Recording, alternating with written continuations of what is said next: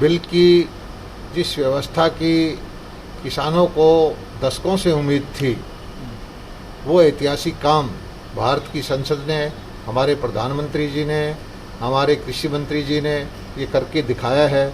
मैं उनका धन्यवाद अदा करता हूँ। और ख़ासकर हरियाणा पंजाब के किसानों के लिए किसी वक्त जो क्रांतिकारी कदम चौधरी छोटू राम जी ने उठाई थी, उसके बाद पहली बार किसानों को आज़ादी मिलने जा रही है। उसको अपनी फसल का अच्छा भाव मिलेगा।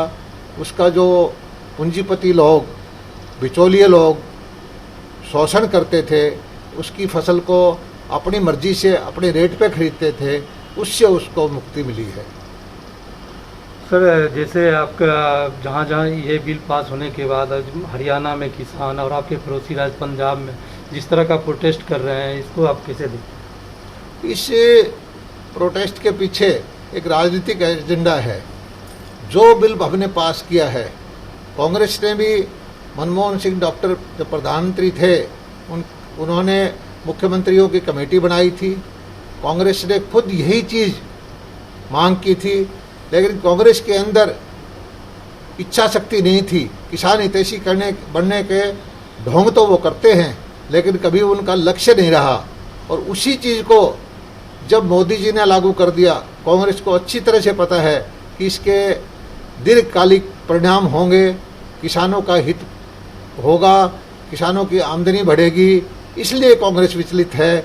और कांग्रेस इस वक्त जो है किसानों के कंधे पे रख के बंदूक चलाना चाहती है। सड़क पे पत्थरबाजी करके, हाईवे जाम करके, मंडियां बंद करके ये चाहती है कि किसान का ध्यान भ्रमित हो।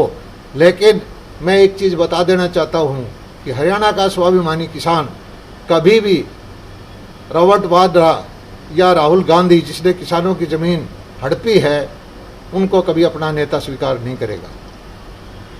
सर, दुष्यंत चौटाला जी ने बोले हैं जो एमएसपी में किसी तरह का अगर छेड़छाड़ हुआ तो वो इस्तीफा दे देंगे। एमएसपी में छेड़छाड़ तो होगा, लेकिन वो बढ़ेगी। एमएसपी, हमारी सरकार एक व्यवस्था ऐसी खड़ी कर दी है कि जो जो इनपुट की कॉस्ट बढ़ती है, एमएसपी बढ़ती रहेगी। एमएसपी में हमारे प्रधानमंत्री जी ने बोल दिया है कि एमएसपी थी, एमएसपी है, एमएसपी रहेगी। मंडियां थी, मंडियां हैं, मंडियां चलेगी। लेकिन कोई किसान वैकल्पिक व्यवस्था के तहत उसको अच्छा भाव मिलता है मंडी से बाहर, तो उसको बेचने की छूट दी है। किसान के पंख खोल दिए गए हैं। जो बिचौलियों ने किसानों का शोषण किया है दशकों से, उससे उसको मुक्ति मिलने जा रही है। ये अपने कार्यकाल में ओपन मार्केट और कॉन्ट्रैक्ट फार्मिंग की वकालत करने वाली कांग्रेस आज क्यों कर रही है विरोध? कांग्रेस को पता है कि ये सारे किसान हितैषी फैसले हैं और इच्छा शक्ति की वजह से वो अपने वक्त में नहीं कर पाई, या उसका कोई एजेंडा था। कांग्रेस हमेशा ही बिचौलियों की सहयोगी पार्टी रही है। बिचौलियों के बगैर कांग्रेस ने कभी शासन नहीं किया।